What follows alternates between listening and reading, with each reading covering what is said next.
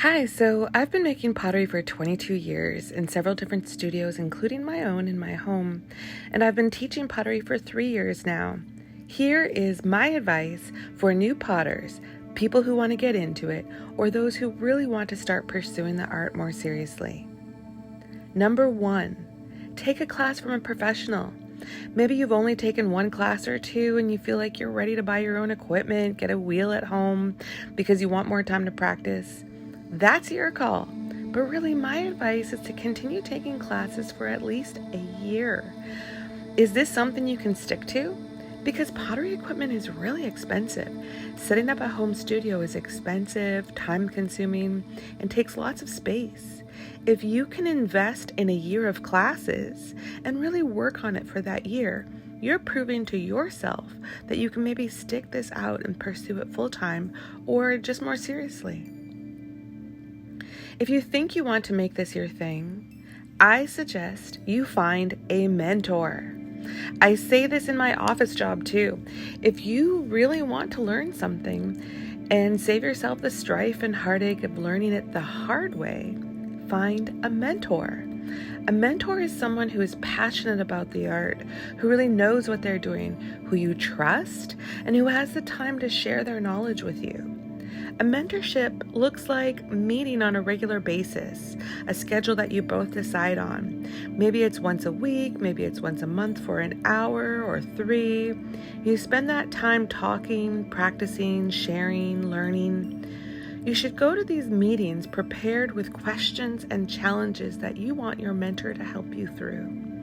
Your mentor should come to these meetings with their own ideas on how to push you further, to stretch you so you can grow. A mentorship can last anywhere from 6 months to 6 years. It depends on your relationship with that person and depends on what you want to achieve. Some mentors require payment. Some will do it for free just because they have the time, energy, and passion for the art. Some may require you to work in their studio for payment, like reclaiming or wedging clay or cleaning. I've learned so much from my mentors, more than I could in books, classes, workshops, YouTube videos. A mentorship provides a unique, targeted, and guided learning that's specific to you and can really help you grow the most. My third bit of advice is to keep it simple and focus your learning. Study that one thing you want to perfect until you get it. For example, I wanted to learn how to make long bottlenecks a few years ago, so I asked my teacher, who gave me a demo and some tips. I watched videos online. I didn't have a mentor at the time, and I really dove into it, and I wedged 10 balls of clay for every sitting at the wheel. Then I would work on throwing 10 long neck bottles. Back to back, I would keep trying. I would cut my finished pieces in half to look at the quality of the walls and my throwing. Some I would keep. And I just kept making more. I also filmed myself and watched the videos back to study my own techniques and see where I was making mistakes. This brought a lot of awareness for me and was really helpful. Keeping it simple means finding that one step in your learning and focusing on just that one step until you learn it. We climb a ladder one step at a time. Pottery has so many components, and they can get really overwhelming, from working with the raw clay to wheel throwing to handling greenware to shaping forms, surface decoration, glazing, firing. There are so many factors and components that it can get overwhelming. It's easy to get lost. So find one thing you want to learn and focus on that.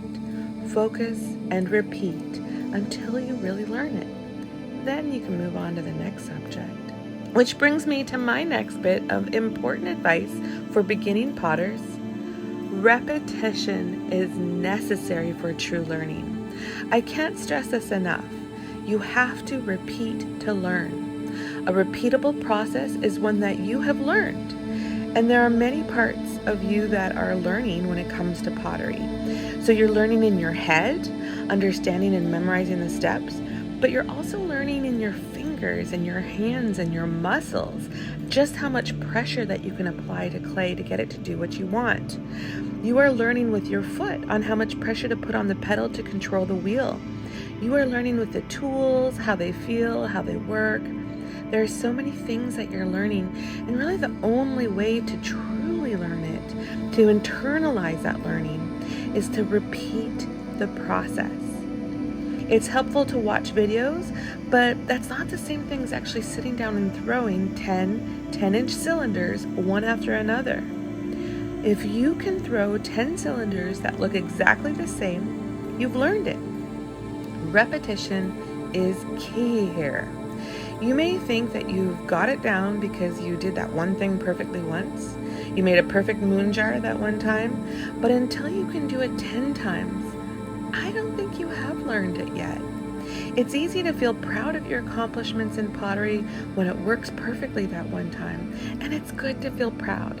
You should be happy with your work and feel the satisfaction of the accomplishments that are really, really hard. Just also work on repeating them. And yet, for all that satisfaction it brings, pottery will keep you humble, which is my next bit of advice. Keep humble.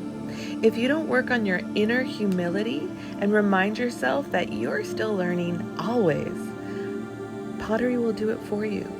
Pottery will humble you. There are so many points of failure in pottery, so many components involved that have such a fine line of requirements, where with one tiny slip up, it may still succeed sometimes and completely fail other times. It sounds crazy, but if you've ever made pottery, you know it's complicated. It's hard. It's so easy to fail in pottery, so keep humble. Even I, as someone who's done this for 22 years, I'm still learning. I still have so much growth to do. I remind myself regularly that I'm not an expert. I know a lot, but I'm still not an expert. And most importantly, keep on.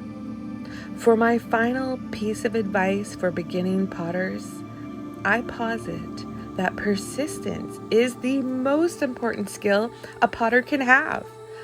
Many folks will tell you that it's patience, that that's the most important skill for a potter. Yeah, it's important, but you're going to have to be patient no matter what. There's nothing you can do about it. You just have to wait for things in pottery, and you have no choice.